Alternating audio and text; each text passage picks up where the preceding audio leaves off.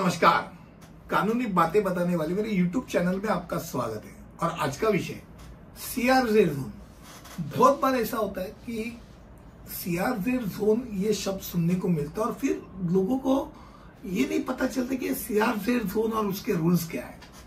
तो CRZ zone के बारे में यानी कोस्टल रेगुलेटरी जोन, ये जो कोस्टल रेगुलेशन जोन जो होता है, तटीय विनिमयन क्षेत्र, ये भारत के 7,500 किलोमीटर लंबे तटीय क्षेत्र जो है, यानी समुद्र के नजदीक जो क्षेत्र है, उस क्षेत्र में जहां इमारत रहती है, पर्यटन रहता है, पर्यटन ढांचे रहते हैं, सुविधा रहते हैं, इन सब का नियमन भारत सरकार द्वारा किया जाता है। ये इसे CRZ जोन क्षेत्र कहते हैं।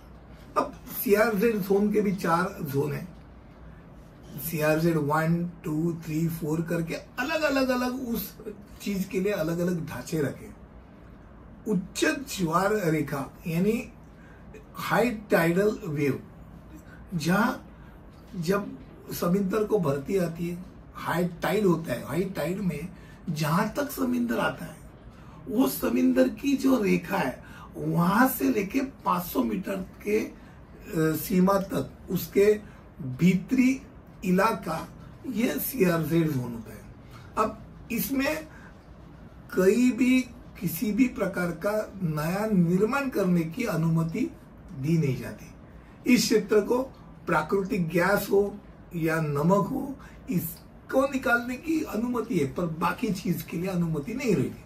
अब CRZ जोन है, उस CRZ जोन 1986 में पर्यावरण संरक्षण अधिनियम से पारित होने के बाद इस CRZ का नियम 1991 में तैयार किया गया। उसके अनुसार बात ऐसी होती है कि जहां समुद्र होता है, ये ओशन जो चीज है, समुद्र में बहुत सारे ऐसी चीज होते हैं, जैसे उसमें मछली है, तो मछली के लिए बहुत बार ऐसा होता है कि उसमें कुछ भी डाला जाता है समुद्र में। उससे क्या होता है, समुद्र की इको सिस्टम भी खराब होती जाती है।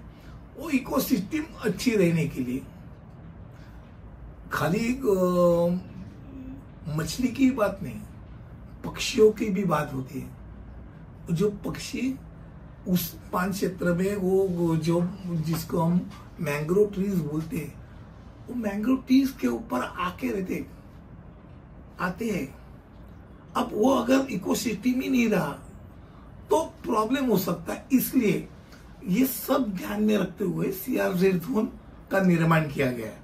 अब ये निर्माण करते समय इसमें खतरनाक सामग्री का भंडारण, फिर किसी भी तरीके का नया उद्योग की स्थापना, खनन या भंडारण या निपटान, या कोई भी अगर बड़ी ऐसी बिल्डिंग बांधने के लिए कोई भी परवानगी नहीं, परमिशन नहीं रहती।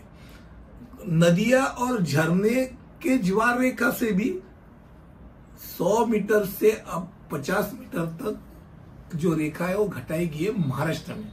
अब महाराष्ट्र की बात करेंगे तो अब मुंबई में अगर जो CRZ जोन है, वो CRZ जोन अब 100 मीटर से घटा के 50 मीटर तक आ गया। यानी पहले 500 का था, 100 का, अभी 50 तक आ गया। यानी इससे क्या हो गया, रियल इस्टेट में एक बूम आ गया, निर्माण गतिविधियां बढ़ने लगी है। पर एक बात है, इकोसिस्टम के लिए बहुत एक डरावनी बात है।